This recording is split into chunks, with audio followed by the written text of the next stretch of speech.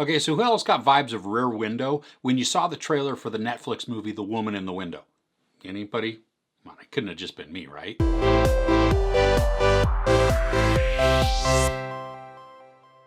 An agoraphobic child psychologist finds herself keeping tabs on the picture-perfect family across the street through the windows of her New York City brownstone.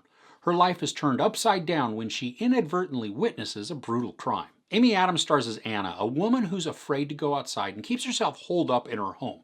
While snooping in other people's windows, she witnesses some brutality, which obviously causes some turmoil in her life. And yeah, there are definite feels of Rear Window in this. We have a main character who is shut up in their house, and to keep themselves busy, they peek into the windows of their neighbors. There's even a camera that's involved to just assist in the snooping. Now, I do like that in the opening scene of the movie, Rear Window is playing on the TV, so at least they're acknowledging the similarities. And there's also a bit of gaslighting that's going on in this. But who is being gaslit? That, I'm not going to tell you. Sneaky, huh? So this is based on the best-selling novel by the same name. And while I haven't read it, my wife was impressed at how closely most of this adaptation stuck with the book. There's a good amount of tension that builds as the story develops. We are thrust into Anna's world, and it's cluttered, dark, and it's even claustrophobic at times.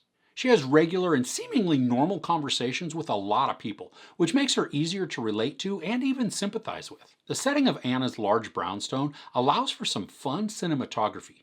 There's the daunting and even vertigo-inducing shots that look up or down all of the floors through their winding staircase. They even use the scale of the rooms to illustrate some parts of the story. And size is important in these sequences, and I think it works really well. Now for the story, there are a couple of points that felt a little predictable. But, you know what, there were also a few elements that completely caught me off guard, and they really surprised me. And that was fun. As I was trying to figure out the mystery, there were some pieces that I just never saw coming. In addition to Amy Adams, we have Gary Oldman, Jennifer Jason Leigh, Wyatt Russell, Brian Tyree Henry, Anthony Mackie, Julianne Moore, and Fred Hechinger.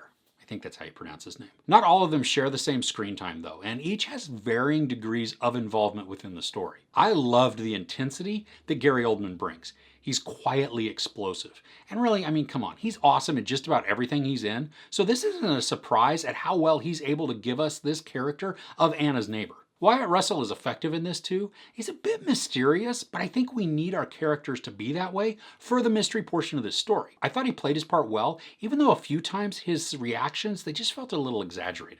I really like Brian Tyree Henry because he brings a deep level of compassion to the story. He was a calming presence within some of those crazier moments of the film. I think one of the effective tactics in this story is to keep just about everyone at arm's length when it comes to development. Now we learn a good amount about Anna, but everyone else is kept shrouded in mystery to help keep us guessing. There's a lot of tension that is built by Anna. Her agoraphobia adds a level of fear and discomfort to her.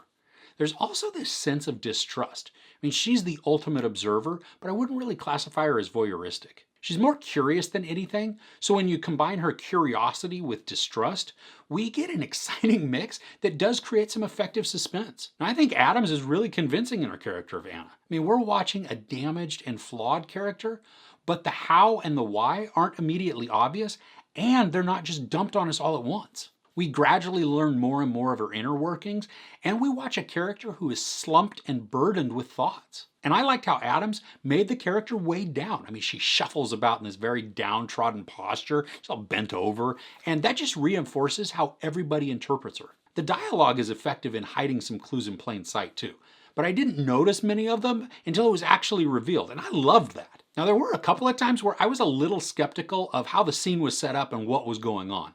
There was at least one time where Anna was speaking to some police detectives and just random people start entering her home. The cops just let them wander about without any pause. And then so does Anna. And to me, that's very weird. I mean, just you have these strangers coming in, especially given the circumstances of the scene. Now, there's also a very antagonistic detective that makes a few appearances, and I get distrust and even having a jaded personality for the detective, but every interaction was just off-putting. And then that attitude that was being projected, it seems a little bit in conflict with the behavior towards the end of the film. I mean, it's not a major thing, but it is something I found to be odd based on this character and how they had set her up. The story does a pretty good job of giving us a straightforward thriller, but it weaves in enough doubt to keep the guesses coming. I mean, Amy Adams gives us a really convincing portrayal of a fearful but not weak protagonist. And I think for a thriller and mystery, this holds enough back from us to continue the rising tension.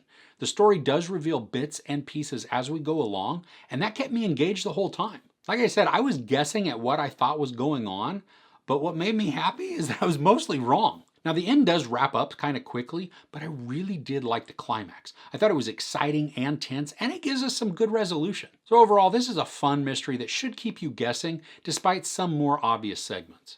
I do think we've seen a few better mysterious thrillers in recent years, but this is still a really enjoyable watch. It's also only an hour and 40 minutes, so it's an efficient and taut story. There's no sex or nudity, a lot of profanity, and some savage violence. I give The Woman in the Window 4 out of 5 couches. Do you have a favorite mystery movie? I'd love to know what it is in the comments below. If you enjoyed this review, please give it a like. Also, don't forget to share and subscribe. I'm Chris. This is Movies and Munchies.